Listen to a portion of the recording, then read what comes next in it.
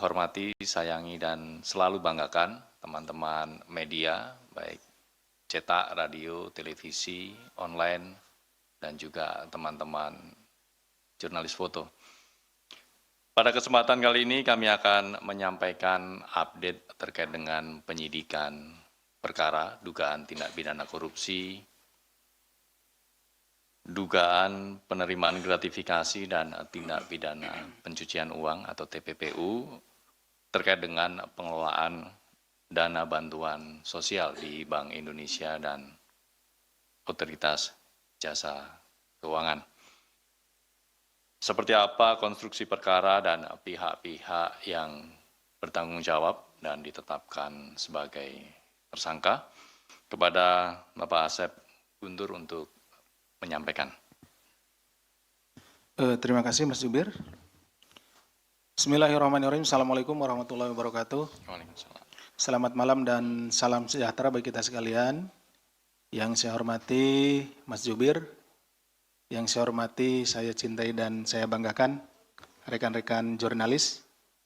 Pada hari ini kami akan menyampaikan terkait dengan penetapan tersangka dugaan tindak pidana korupsi, penerimaan gratifikasi, dan tindak pidana pencucian uang terkait dengan pengelolaan dana bantuan sosial Bank Indonesia atau BI dan Otoritas Jasa Keuangan. Komisi Pemberantasan Korupsi, bagaimana disebutkan di atas, akan menyampaikan perkembangan penyidikan dugaan tindak pidana korupsi terkait dengan penggunaan sosial Bank Indonesia. Jadi kalau nama programnya, Program Sosial Bank Indonesia, PSBI ya, dan penyuluh jasa keuangan, PJK, itu yang di Otoritas Jasa Keuangan, OJK ya, dari tahun 2020 sampai dengan 2023. Perkara ini bermula dari laporan hasil analisis atau LHA PPATK dan kemudian juga dikaitkan dengan atau dikuatkan dengan pengaduan masyarakat. Jadi ada masyarakat di daerah ya yang mengadu kepada kami KPK di sini bahwa ada beberapa bantuan sosial itu dirasa tidak sesuai gitu ya, tidak sesuai dengan apa yang seharusnya, sehingga mereka melaporkan kepada kami masyarakat. Setelah dilakukan penyidikan umum sejak Desember 2024, penyidik telah menemukan sekurang-kurangnya 2 alat bukti yang cukup dan kemudian 2 hari ke belakang menetapkan 2 orang tersangka sebagai berikut, yaitu HG selaku anggota Komisi 11 DPR RI periode 2019-2024. Kedua, ST selaku anggota Komisi 11 DPR RI periode 2019-2024. Adapun konstruksi perkaranya adalah sebagai berikut. Komisi 11 DPR RI dalam melaksanakan tugas dan wewenangnya memiliki beberapa mitra kerja, di antaranya adalah Bank Indonesia dan Otoritas Jasa Keuangan atau OJK. Khusus terhadap Bank Indonesia dan OJK, Komisi 11 memiliki kewenangan tambahan, yaitu mewakili DPR memberikan persetujuan terhadap rencana anggaran masing-masing lembaga tersebut setiap tahunnya. Jadi ada anggaran untuk lembaga ini nih, untuk BI, kemudian juga untuk OJK. Nanti Komisi 11 ini anggaran yang untuk BI maupun untuk OJK itu dirapatkan gitu ya, seperti itu, kemudian dievaluasi dan lain-lain, kemudian disetujui gitu ya oleh Komisi 11. Sebelum memberikan persetujuan dimaksud, Komisi 11 DPR RI terlebih dahulu membentuk panitia kerja. Tadi kan ada panjanya seperti itu, yang di dalamnya termasuk Saudara HG dan Saudara ST untuk membahas pendapatan dan pengeluaran rencana anggaran yang diajukan oleh BI dan OJK. Jadi dengan adanya panja tersebut, kemudian anggaran yang diajukan oleh BI maupun OJK dibahaslah dibahas dalam satu rapat, kemudian dilihat bagaimana rencana pengeluarannya, kemudian rencana pendapatannya, seperti itu. Setelah rapat kerja Komisi 11 DPR RI bersama pimpinan BI dan OJK pada bulan November di setiap tahunnya, ya, November di setiap tahunnya. Jadi dalam hal ini tahun 2020, 2021, dan 2022 Panja melaksanakan rapat tertutup. Jadi yang ada hanya BI, OJK, kemudian dengan Panja. Bahwa dalam rapat terdapat kesepakatan antara lain. 1. BI dan OJK memberikan dana program sosial kepada masing-masing anggota Komisi 11 DPR RI. Ini sejalan dengan apa yang disampaikan oleh Saudara S. Saya membacanya juga waktu itu di media yang rekan-rekan sekalian tulis. Pada saat Saudara S ini selesai diminta keterangan, menyampaikan bahwa seluruh anggota Komisi 11 menerima dana bantuan. Nih Saudara S bilang begitu ya, saya hanya mengutip dari yang Saudara S sampaikan. Saya ulangi, BI dan OJK memberikan dana program sosial kepada masing-masing anggota Komisi 11 DPR RI dengan alokasi kuota, yaitu dari BI sekitar 10 kegiatan per tahun, dan OJK sekitar 18 sampai 24 kegiatan per tahun. 2. Dana program sosial diberikan kepada anggota Komisi 11 DPR RI melalui yayasan yang dikelola oleh anggota DPR Komisi 11. Jadi tidak langsung uang itu diberikan kepada perorangan anggota Komisi 11, tetapi diberikan melalui yayasan. Artinya anggota Komisi 11 kemudian bisa menunjuk yayasan yang sudah ada, gitu ya, karena banyak misalkan yayasan sosial dan lain-lain yang ada bisa ditunjuk, misalkan di daerah pemilihannya, di dapilnya, atau bisa juga yayasan yang dimilikinya, yang khusus menampung uang untuk kegiatan sosial tersebut. Teknis pelaksanaan penyaluran dana bantuan sosial dibahas lebih lanjut oleh tenaga ahli. Jadi masing-masing anggota DPR RI ini, Komisi 11, memiliki tenaga ahli. Nanti teknisnya, tenaga ahli inilah yang akan mengaturnya atau membahasnya, gitu ya. Dari masing-masing anggota DPR Komisi 11 dan pelaksanaan dari BI dan OJK dalam rapat lanjutan. Jadi ada rapat lanjutan kemudian untuk membahas penyaluran dari bantuan sosial ini. Dalam rapat lanjutan dilakukan pembahasan diantaranya jumlah yayasan, yayasannya berapa yang nanti diajukan begitu, kemudian teknis pengajuan proposalnya seperti apa, teknis pencairan uangnya seperti apa, jumlah dokumen atau laporan pertanggungjawaban LPJ-nya. Jadi kegiatan ini setelah uangnya diberikan melalui yayasan tentunya nanti akan diimplementasikan sesuai dengan peruntukannya. Seandainya dana bantuan sosial ini untuk rutilahu, ya harus dibuat rutilahu seperti itu. Nah, kemudian diminta pertanggungjawabannya atau LPJ-nya. Kemudian alokasi dana yang diperoleh dari setiap anggota DPR RI Komisi 11 per tahunnya. Setelah selesai rapat panja pada sekitar bulan November atau Desember, anggota Komisi 11 DPR RI kembali melaksanakan rapat kerja Komisi 11 terkait persetujuan atas rencana anggaran tahunan BI dan OJK. Untuk menindaklanjuti pembahasan teknis tersebut, HG kemudian menugaskan tenaga ahli, sementara ST menugaskan seorang kepercayaannya. Nah, kalau tadi ada yang ditugaskannya tenaga ahlinya, yang ST itu kepercayaannya.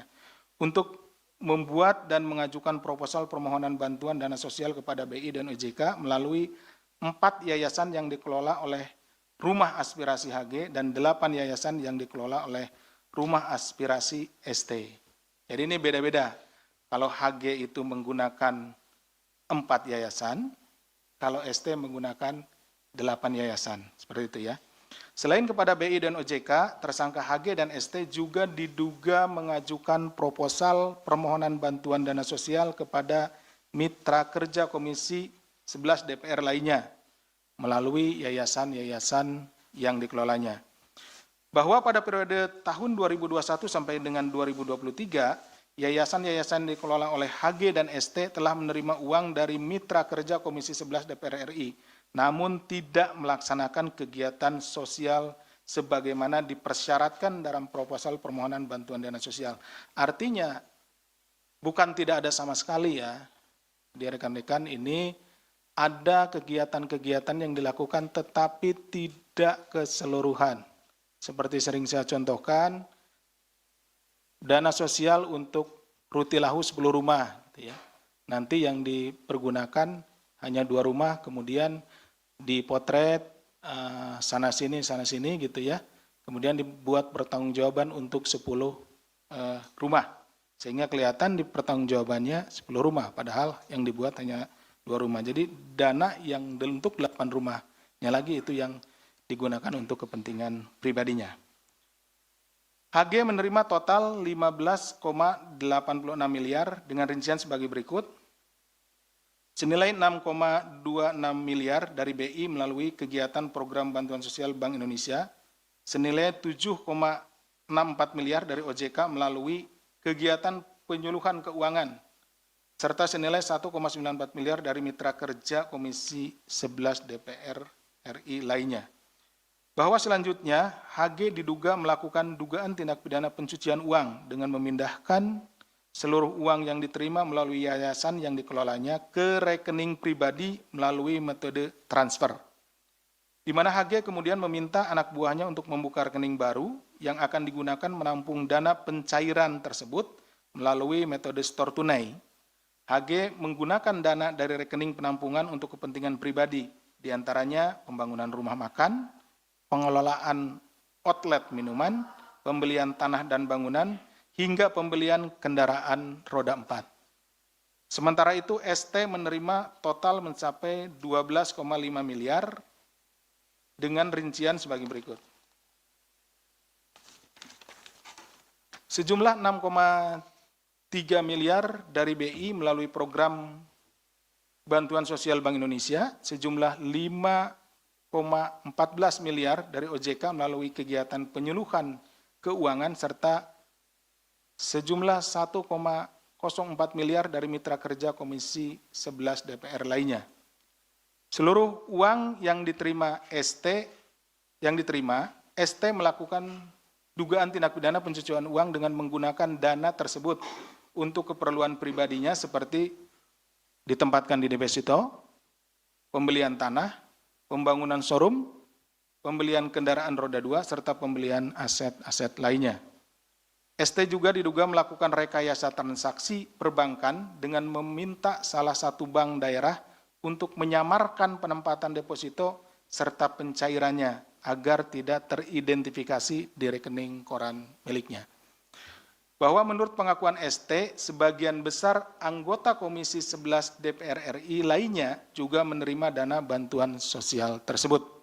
Tentunya kami akan mendalami keterangan dari saudara ST ini, siapa saja yang menerima dana bantuan sosial dari Komisi 11 ini. Kemudian juga kami concern untuk mendalami alasan apa dari BI maupun OJK sehingga diberikan dana bantuan sosial kepada anggota Komisi 11 ini. Atas perbuatannya, para tersangka disangkakan telah melanggar pasal 12B besar Undang-Undang Nomor 31 Tahun 99 tentang pemberantasan tindak pidana korupsi sebagaimana telah diubah dengan Undang-Undang Nomor 20 Tahun 2001 tentang perubahan atas Undang-Undang Nomor 31 Tahun 1999 tentang pemberantasan tindak pidana korupsi, Junto pasal 55 ayat 1 ke 1, Junto pasal 64 ayat 1 KUHP, serta tindak pidana pencucian uang sesuai dengan Undang-Undang Nomor 8 Tahun 2010 tentang pencegahan dan pemberantasan tindak pidana pencucian uang, Junto pasal 55 ayat 1 ke 1 Kitab Undang-Undang Hukum Pidana. Demikian yang bisa kami sampaikan. Terima kasih atas perhatiannya. Kami kembalikan kepada Mas Jubir. Assalamualaikum warahmatullahi wabarakatuh. Waalaikumsalam. Terima kasih Pak Asep yang sudah menjelaskan secara rinci terkait dengan konstruksi perkara dugaan tindak pidana korupsi, gratifikasi, dan tindak pidana pencucian uang terkait dengan pengelolaan dana bantuan sosial di Bank Indonesia dan OJK. Di mana dalam kesempatan ini KPK menyampaikan penetapan 2 tersangka, yaitu Saudara HG dan Saudara ST, selaku anggota Komisi 11 DPR RI untuk periode 2019-2024. Selanjutnya kami buka sesi tanya jawab. Sesi pertama terkait dengan perkara ini. Satu saja. Satu, Kurang dua, menarik ini ya. Sesi dua. yang bebas. Silakan Mbak Sasya, nanti lanjut Mas Rehan. Selamat malam Pak Asep, Mas Budi, saya Tasya dari VOI. Izin Pak, mau kembali lagi ke pengumuman tersangka itu ST kan menerima 12,52 M, yang rinciannya 6,3 dari BI, 5,1 dari OJK, 1 M dari mitra kerja komisi DPR lain, komisi 11. Nah itu kalau boleh dijelasin mitra kerja yang dimaksud siapa ya Pak? Soalnya kan ada Kementerian Keuangan, Kementerian PPN, Bappenas, selain BI OJK juga ada LKPP. Nah kemudian apakah sebenarnya modus-modus kayak gini juga sudah menjadi rahasia umum gitu untuk menggolkan anggaran? Yang kedua balik lagi soal menggolkan anggaran ya. Itu apakah KPK sudah mengendus apakah benar BI dan OJK memberikan CSR ke yayasan-yayasan dua anggota DPR ini supaya mereka mendapat penambahan anggaran gitu setiap tahunnya, karena kan pembahasan anggaran juga dilakukan di DPR oleh Panja gitu Pak. Itu yang kedua. Yang ketiga ada sejumlah anggota DPR Komisi 11 juga yang sudah beberapa kali disebut gitu. Nah ini kelanjutannya gimana dengan mereka? Terus yang keempat, ini kan ada beberapa politisi Nasdem juga yang sempat dipanggil gitu. Charles Mekiansyah, Fauzi Amro, Rajiv juga pernah gitu. Nah ini pertanyaannya sih simpel aja sih Pak, kan ada pasal TPPU-nya ya. Apakah ini nanti bisa ditarik, ada penerimaan uang yang dilakukan oleh partainya gitu Pak. Uang ini mengalir ke partainya gitu untuk diolah gitu. Itu aja sih Pak, terima kasih. Terima kasih Mbak Sasya, ada 4 poin pertanyaan. Berikutnya Mas Rehan. Ya. Baik Pak, perkenalkan saya Rehan dari Tempo Pak. Izin Pak bertanya, sebenarnya ini ada, dalam kasus ini sebenarnya ada keterlibatan nggak sih Pak dari Gubernur BI saat ini yaitu Peri Warjio? Itu yang pertama. Terus yang kedua, adakah juga dari keterlibatan Bank Indonesia juga yaitu Deputi Gubernur Filianingsi Hendarta.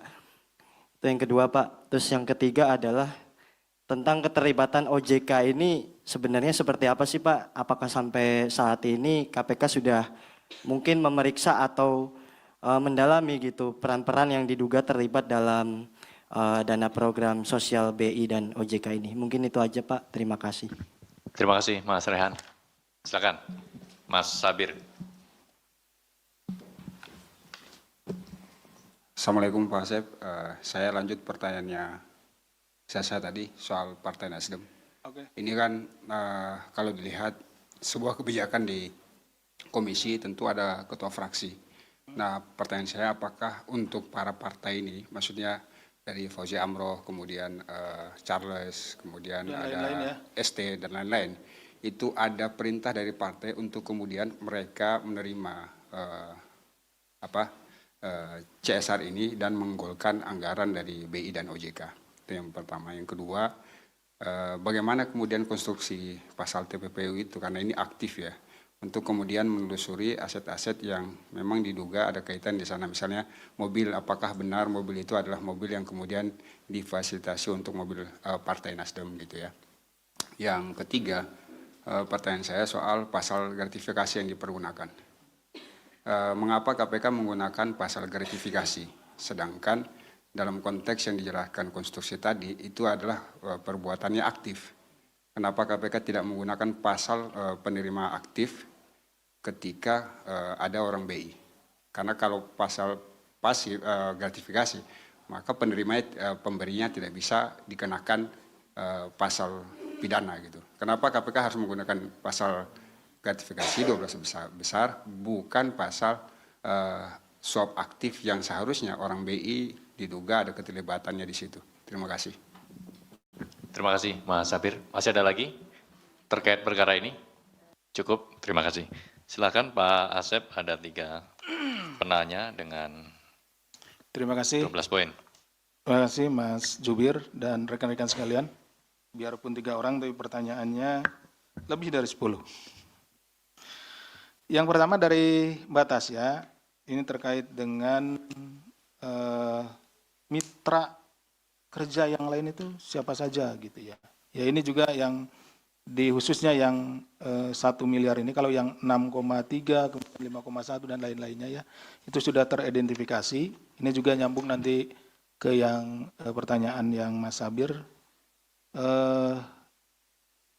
Kita sedang dalami, kita tahu bahwa ada uang sejumlah 1 miliar lebih gitu ya, yang masuk ke rekeningnya Pak S ini.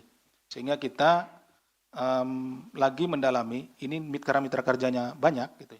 Nah ini sedang didalami, apakah nanti dari tadi yang disebutkan oleh Mbak itu ada banyak sekali gitu mitra kerja dari Komisi 11 ini. Makanya juga ini sekaligus menjawab pertanyaan dari Mas Sabir, itulah digunakannya pasal 12B besar untuk menampung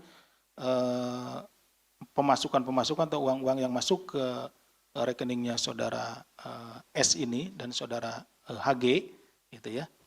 Nah, itu yang belum kita bisa identifikasi gitu. Tapi kedepannya tentunya kita juga akan mendalami peran-peran, seperti tadi juga ada pertanyaan bagaimana perannya dari Gubernur BI, kemudian juga peran dari Deputi Gubernur, peran dari OJK, BEN OJK dan lain-lain. Nah, itu yang sedang kita dalami sambil juga kita menangani perkara ini maju dulu, ini 2 tersangka gitu, seperti itu. Nanti kita lihat setelah berjalannya perkara ini, penanganan perkara ini, kita berharap kita bisa untuk mendalami peran-peran dari masing-masing pejabat yang dimaksud. Kemudian ini terkait dengan penggunaan anggaran ini BI dan OJK, apakah mereka itu dikaitkan dengan masalah penganggaran gitu ya Mbak ya, penganggaran. Ya itu juga yang sedang kita dalami. Karena tadi sedikit sudah disinggung gitu kan, tapi belum begitu telak gitu ya. Apakah benar terkait dengan permintaan anggaran, misalnya penambahan anggaran dan lain-lain gitu.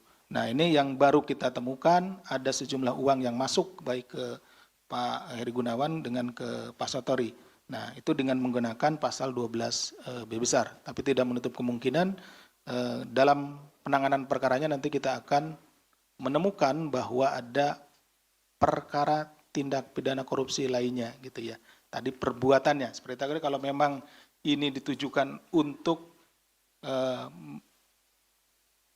agar pihak DPR itu menyetujui gitu ya anggaran gitu. Jadi ada meeting of mind-nya, ada permintaan untuk melakukan sesuatu atau tidak melakukan sesuatu dan itu terjadi gitu ya.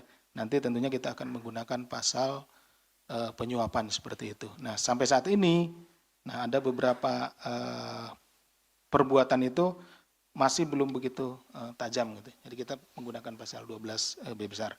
Kemudian ada juga beberapa anggota Komisi 11 yang disebut-sebut, tidak hanya disebut-sebut, bahkan sudah dipanggil kan gitu ya. Dipanggil beberapa, dipanggil ke sini, itu juga mengklarifikasi atau mengkonfirmasi apakah benar Komisi 11 ini yang lainnya ya. Karena ini kan kami dapatnya dari LHA PPATK, kemudian juga dari laporan masyarakat. Apakah benar seperti yang disampaikan oleh saudara ST ini yang lain juga menerima gitu.